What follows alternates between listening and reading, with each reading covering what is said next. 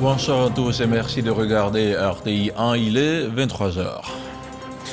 Le palais royal de Bruxelles recevait un hôte de marque. Le président Alassane Ouattara a rencontré ce mardi le roi Philippe de Belgique. Les échanges ont porté sur les relations entre la Côte d'Ivoire et le Royaume de Belgique, deux pays qui entretiennent d'excellentes relations depuis maintenant 6 décennies. L'État de Côte d'Ivoire continue d'approvisionner les populations en eau potable. Dans le nord du pays, le ministre de l'Hydraulique a inauguré plusieurs châteaux d'eau. 3 localités des villes d'Odiéné, de Boundiali et de Korogo sont à présent raccordées au réseau national. Et ce mardi, le dossier Éco Plus de la rédaction de RTI 1 nous plonge dans l'univers de l'agroforesterie, mais surtout du commerce équitable. Une alternative sûre pour les petits producteurs. On en reparlera vers la fin de cette édition. Merci de regarder RTI 1. Le président Alassane Ouattara s'est entretenu ce mardi avec Sa Majesté Philippe de Belgique, roi des Belges. Les échanges ont porté sur la coopération bilatérale entre notre pays et le Royaume. Les voies et les moyens de la renforcer ont été explorés. Le commentaire de Mahama Traoré. Le président ivoirien Alassane Ouattara est reçu ce jour par Sa Majesté Philippe de Belgique, roi des Belges. Après la photo officielle, les deux personnalités se sont retirées pour un entretien. Principal sujet abordé, le dynamisme des relations économiques entre la Côte d'Ivoire et la Belgique et les moyens de les renforcer par une diversification des axes de coopération. Deuxième fait marquant à l'agenda du chef de l'État ce mardi, cette rencontre avec la commissaire européenne aux partenariats internationaux, Jutta Urpilainen. Au menu des échanges, l'état de la coopération entre la Côte d'Ivoire et l'Union européenne, une amitié vieille de 60 ans aujourd'hui. Autre dossier évoqué, la fabrication des vaccins contre la Covid-19 en Afrique et la question liée au cacao durable. Jutta Urpilainen a annoncé au président Alassane Ouattara le soutien que compte apporter l'Union européenne à la fabrication des vaccins contre la Covid-19 en Afrique. Pour ce qui est du cacao durable, le chef de l'État a souligné à son hôte la nécessité de lutter contre la pauvreté des producteurs en leur octroyant un prix d'achat décent du kilogramme de cacao. Et puis avant cette rencontre avec le roi des Belges, Alassane et Dominique Ouattara ont pris part lundi à un dîner de travail. Une collation offerte par le président du Conseil européen, Charles Michel, et son épouse. La rencontre a permis de faire le point de la coopération entre la Côte d'Ivoire et l'Union européenne. Le chef du Parlement par intérim recevait ce mardi l'ambassadeur de l'Égypte en Côte d'Ivoire, Adama Bictogo, et Wael Badawi ont parlé du renforcement de la coopération entre la Côte d'Ivoire et l'Égypte et le rapprochement entre les parlements des deux pays. Le diplomate égyptien a salué et félicité l'institution parlementaire pour ses travaux. Le compte-rendu de Moussa Konaté. Renforcement de la coopération entre la Côte d'Ivoire et l'Égypte. Rapprochement entre les parlements des deux pays. Des sujets abordés au cours de cet échange entre Adama Bictogo, président par intérim de l'Assemblée nationale, et l'ambassadeur d'Égypte en Côte d'Ivoire, Wael Badawi. Je suis passé voir quelles sont les possibilités pour renforcer la coopération entre le Parlement égyptien et l'Assemblée nationale ivoirienne. Nous avons aussi évoqué la diplomatie parlementaire, puisque vous savez que la diplomatie parlementaire a un rôle très important dans le renforcement des relations, non seulement entre les gouvernements, mais entre les peuples aussi. Le développement de la diplomatie parlementaire, une initiative bien accueillie par le président par intérim de l'Assemblée nationale. Comme vous le savez, il y a quelques jours, le ministre de la Construction de Côte d'Ivoire était en Égypte pour apprendre auprès de l'Égypte comment l'Égypte est arrivée à résorber son déficit de logement. Donc autant de sujets que nous avons abordés pour dire que au-delà donc du Parlement, la diplomatie parlementaire peut être complémentaire donc de la diplomatie de l'exécutif. Les relations diplomatiques entre la Côte d'Ivoire et l'Égypte datent de 1960. L'Égypte dispose d'une ambassade à Abidjan depuis 1963 et la Côte d'Ivoire a installé son ambassade en Égypte en 1967. Autre audience, celle du président du Sénat, Yamoussoukro Jano Aoussou-Kouadio, a échangé avec Rafael Soriano Ortiz. Le diplomate espagnol et le président de la Chambre haute du Parlement ont abordé divers sujets de coopération entre les deux pays. On regarde ce reportage signé Kader Sogodogo. L'horloge affiche 10 heures en cette matinée lorsque son Excellence Rafael Soriano Ortiz, ambassadeur du Royaume d'Espagne en Côte d'Ivoire, est accueilli par le président du Sénat, Jano Aoussou-Kouadio, au siège de l'institution à Yamoussoukro. Le diplomate espagnol en poste dans notre pays multiplie les rencontres pour renforcer les liens existants entre les deux pays. Ça fait à peine 3 mois et demi que je suis arrivé en Côte d'Ivoire. Et aujourd'hui, je fais ma visite de courtoisie au président.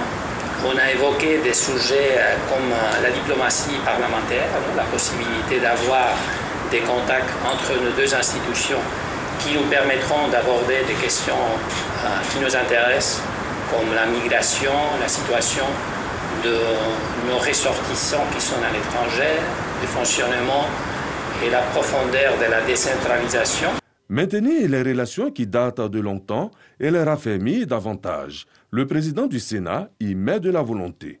Nous savons tous que l'Espagne a contribué à la formation des jeunes Ivoiriens et cette coopération culturelle et intellectuelle constitue la force des nations. En dehors de cela, nous voulons saluer et remercier le Royaume d'Espagne pour la transformation de la dette en programme de développement, notamment dans différents secteurs, l'électricité, l'eau, l'école. C'est un peu comme la conversion du CTD avec la France. Les relations diplomatiques entre la Côte d'Ivoire et le Royaume d'Espagne datent de 1960. Les échanges commerciaux entre les deux pays avoisinent à ce jour les 500 millions d'euros. Lundi, le dialogue politique est entré dans sa 6e phase et ce mardi, 2e jour de concertation avec les partis politiques. Les échanges étaient francs et directs. En toile de fond, il s'agit d'aplanir les différends et de consolider la cohésion sociale et l'unité nationale. Alexis Ouedraogo. Ce mardi, autour de la table du dialogue politique, ils étaient tous présents. Membres du gouvernement, partis politiques au pouvoir et de l'opposition. Notre objectif est de traiter toutes les questions avec beaucoup de confiance, avec l'ambition de pouvoir contribuer véritablement à la paix, à la cohésion sociale de notre pays. L'ambiance est bonne. Nous avons décidé aussi qu'il n'y ait pas de sujet tabou.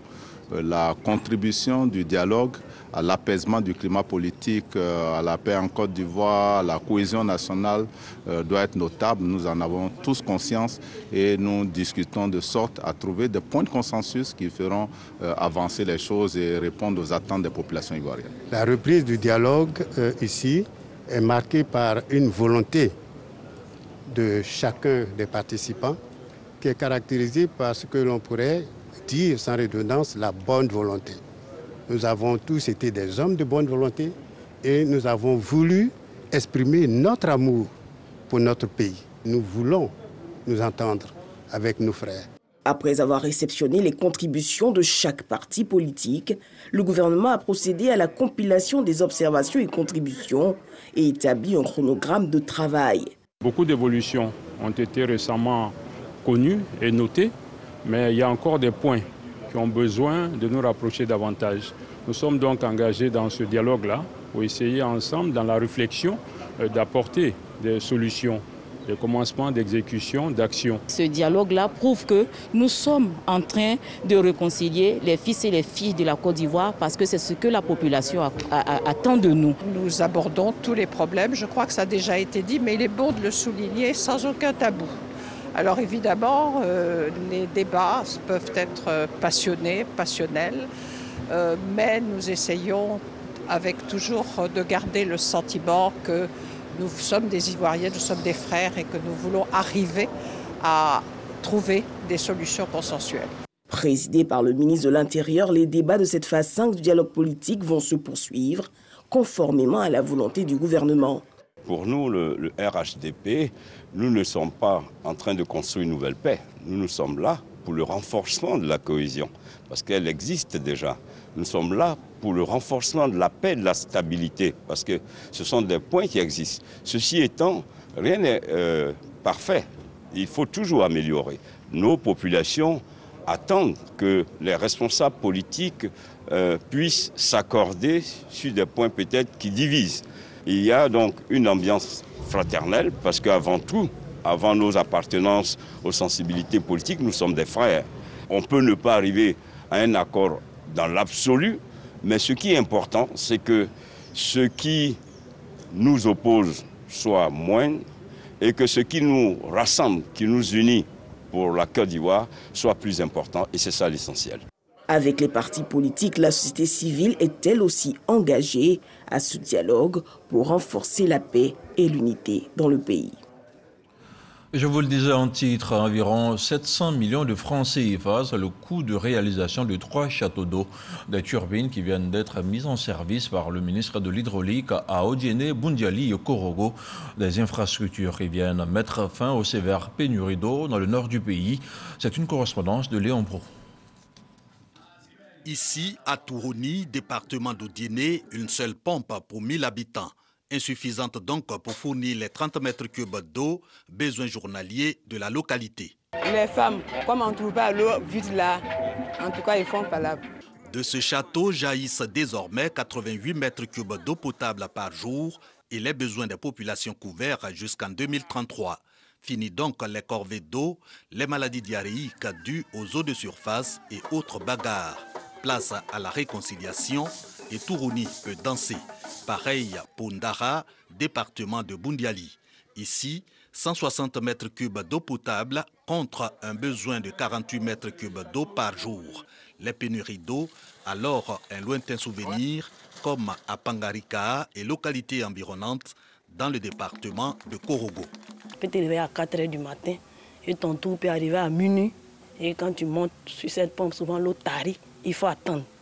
Accompagne ces réalisations pour résorber la question de l'accès à l'eau potable, la politique du raccordement social pour la menée effective d'eau dans les ménages. Il ne s'agit pas seulement de construire un château d'eau ou de faire des canalisations. Le président veut être sûr que l'eau est dans les ménages. Pour cela, comme le branchement coûte 165 000, le président nous a instruit de faire en sorte que ces populations-là ne contribuent qu'à hauteur de 10 000 francs et l'État va prendre la différence, soit 155 000 francs. C'est cela la réalité du programme social du gouvernement que le Premier ministre met en œuvre actuellement. Donc il faut que les populations y adhèrent. Il faut que l'eau qu'on leur apporte, que l'électricité qu'on leur apporte arrive dans leur ménage. Et pour cela, ils ont juste un effort minime à faire parce que le gouvernement supporte près de 90% de la charge. C'est cela le partage de la richesse. Du Kabadougou au Poro, en passant par la Bagoué, ces efforts du gouvernement donc salués. Pour toutes ces infrastructures qu'il apporte dans notre région, toutes ces infrastructures qui aident notre région à renaître. Merci au président de la République. Environ 700 millions de francs CFA, coût des systèmes d'alimentation en eau potable de Tourouni, Ndara et Pangarika. Entièrement financés par l'État, ces réalisations traduisent l'extension du programme Eau potable pour tous au milieu rural. D'autres villages à difficulté d'accès à l'eau donc suivre. De la pluie pendant le mois de février. Ce n'est pas un fait courant. Abidjan et plusieurs régions du pays connaissent des perturbations climatiques depuis déjà quelques semaines. Un phénomène sur lequel la Sodexam a tenu à apporter des éclaircissements. On en parle avec Grace Kondo. À propos des dernières pluies de ce mois de février, voilà ce qu'en disent les populations. Partout, on parle de changement climatique, de réchauffement de la terre. Peut-être que c'est ces effets que nous vivons ici. Donc peut-être que c'est à nous d'adapter notre comportement à ce nouveau climat. Non, je pense que ce n'est pas mauvais, ce n'est pas une calamité qui nous tombe là-dessus. C'est tout à fait normal. Nous devons l'accepter et vivre comme tel. Les produits, c'est-à-dire la tomate, les oignons, les aubergines, tout ça, là, quand quand ça produit, c'est grâce à la pluie que ça produit. Et nous aussi, on arrive à manger à notre faim. Ceux qui habitent dans les zones à risque, là, ils doivent prendre les dispositions nécessaires pour ne pas que cette pluie-là vienne les surprendre. Selon les climatologues, ces pluies orageuses que subissent toutes les régions sont dans l'ordre normal des choses. Entre la saison sèche qui est en train de se terminer et la saison humide, la saison des pluies qui va commencer au mois d'avril. Donc les mois de février et mars sont les mois d'intersaison, la transition des deux saisons. C'est ce qui explique ces orages que nous constatons pendant ces jours, qui est vraiment la période de transition entre les deux saisons. Pour la journée du 14 février, la quantité d'eau tombée est de 35 mm. Nous avons connu une intensification du nuage, de la convection qui a pris naissance au sud-est du pays et qui s'est propagée vers le sud-ouest du pays. Face à un tel point, les responsables de la météo annoncent les prévisions. En période d'intersaison, nous pouvons toujours avoir des orages. Et cela peut se faire chaque 2 jours, chaque 3 jours. Mais nous sommes toujours influencés par la situation dépressionnelle qui naît au niveau du Sahel, ce qui va toujours influencer ces remontées de vent chaud de la mer qui va accentuer encore les orages qui vont survenir au niveau du sud du pays. Les pluies du mois de février ne constituent pas un phénomène nouveau. Le mois de février 2011 a été le plus pluvieux des 2 dernières décennies avec 174 mm. Pour février 2022, 144,6 mm de pluie ont été déjà enregistrés. Et on en vient maintenant au dossier de la rédaction de RTI 1. La durabilité du cacao est aujourd'hui l'enjeu majeur de la filière en Côte d'Ivoire comme partout dans le monde. Cette durabilité renvoie à plusieurs concepts dont le bio, l'agroforesterie et bien entendu celui du commerce équitable du cacao. Le dernier cité a pour objectif de changer les modes conventionnels de production et de consommation dans la cacaoculture. Et selon les spécialistes, il s'agit d'assurer un travail mieux payé aux producteurs dans de meilleures conditions. Et le concept gagne du terrain en Côte d'Ivoire avec plus de 200 coopératives désormais certifiées en adhérant au principe du commerce équitable avec un revenu beaucoup plus rémunérateur. Les enjeux du commerce équitable dans la cacaoculture, c'est le dossier Ecoplus de ce mardi et il est réalisé par Cheikh Bakar Kone. Pour la durabilité du cacao, il faudra que le premier maillon, parce que dans la chaîne de valeur du cacao, le premier maillon, c'est le producteur. Il faudra que ce producteur-là soit heureux. Heureux pas pour être milliardaire ou bien être millionnaire, mais pour pouvoir se soigner, mettre son enfant à l'école. L'appel de ce producteur depuis une plantation de cacao dans la localité d'Abengourou est évocateur. Celui d'avoir un prix rémunérateur et plus juste pour s'assurer de meilleures conditions de vie et de travail. La production de cacao certifié en commerce équitable se positionne comme alternative pertinente pour garantir des revenus décents aux producteurs. Julienne Quadio est productrice à l'est de la Côte d'Ivoire dans une coopérative inscrite dans le label commerce équitable. Le commerce équitable est un modèle pour les producteurs que nous sommes parce que le commerce équitable lutte pour le bien-être des petites organisations qui sont nos coopératives. Depuis plus d'une décennie, cette nouvelle alternative connaît un développement rapide en Côte d'Ivoire, premier producteur mondial de cacao. D'une seule organisation en 2004, on en dénombre aujourd'hui plus de 260 certifiés, représentant 300 000 producteurs. Les volumes de cacao vendus aux conditions du commerce équitable sont passés de 25 tonnes en 2004 à plus de 250 000 tonnes en 2020. Le commerce équitable vise à favoriser des échanges commerciaux équitables, profitant à toutes les parties prenantes, notamment les producteurs et travailleurs désavantagés des pays du Sud. Garantir un revenu stable et une prime qui donne également la possibilité aux producteurs d'investir dans des projets pour l'ensemble de la collectivité. Dans la région de l'Indénié-Djoablin, à 200 km d'Abidjan, en plus du prix conventionnel, des primes accordées aux producteurs de cacao équitable ont permis la construction de plusieurs édifices communautaires. Par exemple, il y a une école qui a été mise en place. Il y a aussi les pompes qui sont déjà installées dans les campements comme dans les villages. Une véritable révolution qui reste tout de même loin de la vulgarisation attendue. En effet, en dépit de son fort taux de pénétration dans la cacaoculture, la part du cacao équitable franchit à peine la barre des 13% de la production nationale. Au niveau de pays producteurs comme la Côte d'Ivoire et le Ghana, le commerce équitable a vraiment explosé au cours des dernières années, ce qui présente également des défis parce que beaucoup de coopératives certifiées ont du mal à trouver des acheteurs de commerce équitable parce que sur les marchés consommateurs, ça n'a pas évolué aussi rapidement. Mais cependant, c'est un marché qui continue de se développer. On a une croissance, une croissance qui a été multipliée par 3 depuis 2014 sur le marché français pour les produits de commerce équitable, donc c'est pas rien. Ça pèse pour 1,8 milliard d'euros en France, les produits issus de filières de commerce équitable, et 10 milliards au niveau mondial. Mais les initiatives en la matière se démocratisent et vont plus loin dans les principes de durabilité. C'est le cas de la société coopérative équitable du Bandama, la SEB, dans le village de Mbrembo, à Tiasalé. Le cacao, en plus d'être équitable comme ailleurs, il a la particularité d'être bio sur toute la chaîne de production. Une première en Côte d'Ivoire qui a l'avantage d'être présentée aujourd'hui comme modèle de réussite, alliant qualité et rentabilité.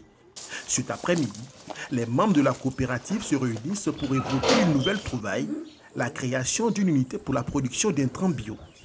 Donc je fais une préparation avec les os des bœufs qui va me donner un engrais organique, un engrais liquide qu'on va appeler biophosphore. De cette fabrique des engrais, des fongicides, des insecticides biologiques à partir des résidus végétaux locaux. Ces intrants seront pour la suite distribués à tous les producteurs de la coopérative pour améliorer leur rendement.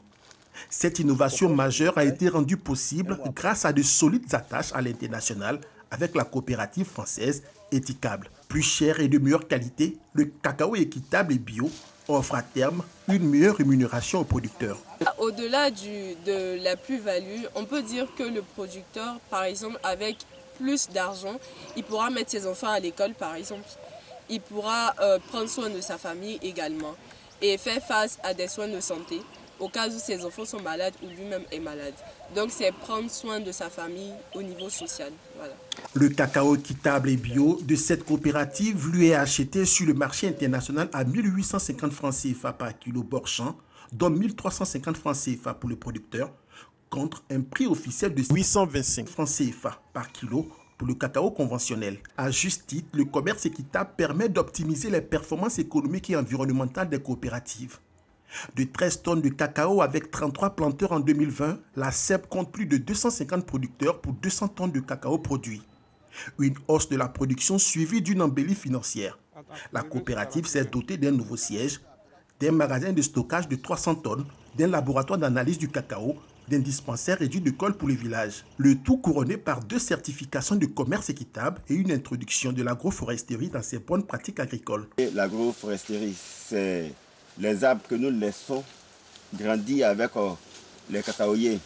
Ces arbres-là, de par leurs racines, vont dans le sol et puisent les éléments nutritifs que les racines des cacaoyers ne peuvent pas atteindre. Et donc, ils font ressortir cela et donnent ça en nutrition aux cacaoyers. Le cacao certifié équitable et bio ont pour ambition de montrer qu'il est possible pour les paysans de vivre décemment de leur travail et d'adopter des pratiques agricoles respectueuses de l'environnement et de la biodiversité. À la suite du succès de la SEB, une dizaine de coopératives ivoiriennes produisent actuellement du cacao bio, tandis que d'autres lorgnent avec beaucoup d'appétit sur un nouvel environnement durable à forte rentabilité. Un dossier de Cheikh Aboubacar Koné que vous pourrez bien évidemment revoir sur RTI1. On ne relâche pas les efforts dans la lutte contre la Covid-19. On fait tout de suite le point de la situation.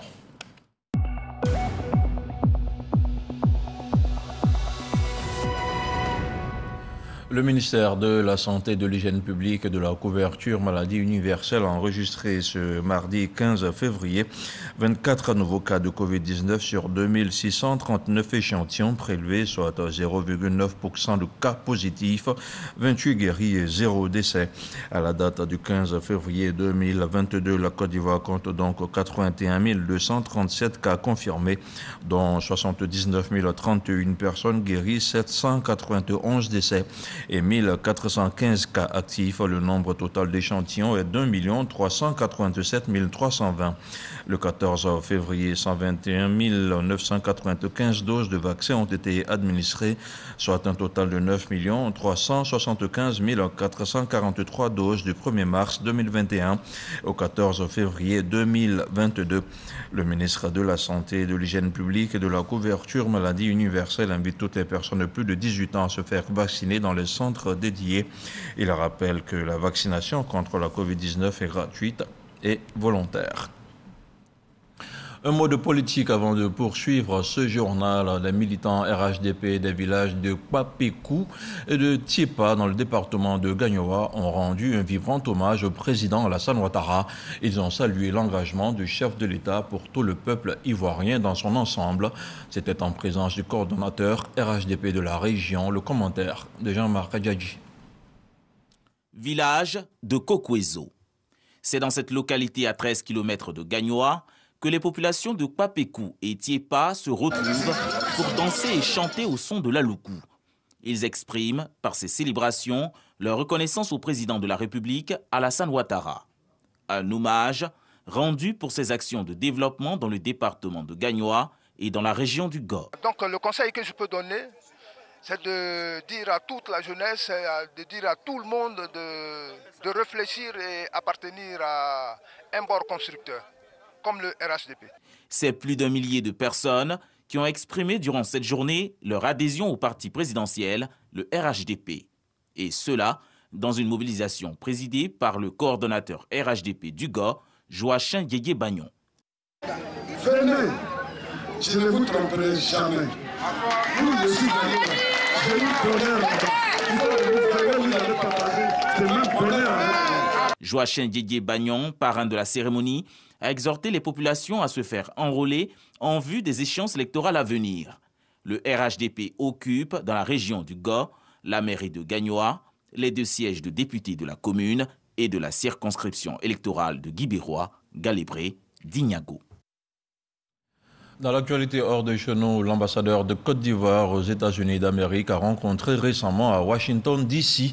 les guides religieux de la communauté ivoirienne dans ce pays. Il s'agissait pour le diplomate de les impliquer davantage dans le processus de paix et de cohésion sociale, un processus enclenché par le président de la République pour le développement de notre pays. Jean-Marc Adjadji.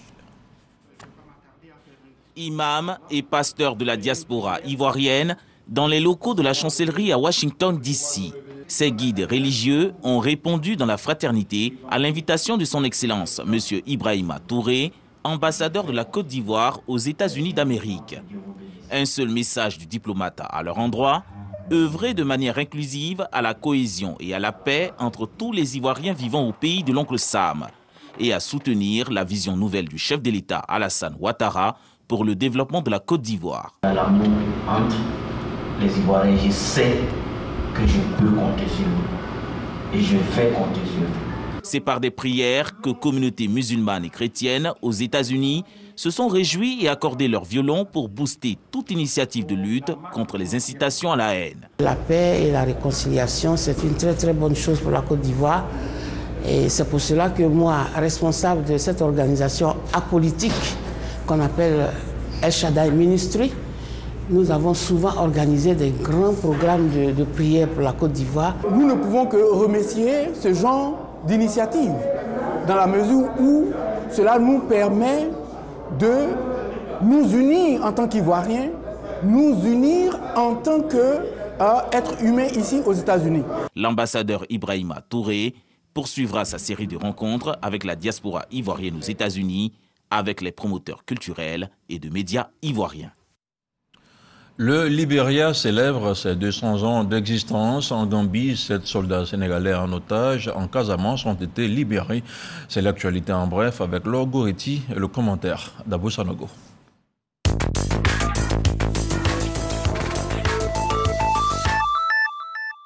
Dans un entretien accordé le lundi 14 février à la chaîne d'information France 5, le ministre français des Affaires étrangères, Jean-Yves Le Drian, est revenu sur les tensions entre son pays et le Mali. D'après lui, les conditions ne sont plus réunies pour que l'armée française reste au Mali.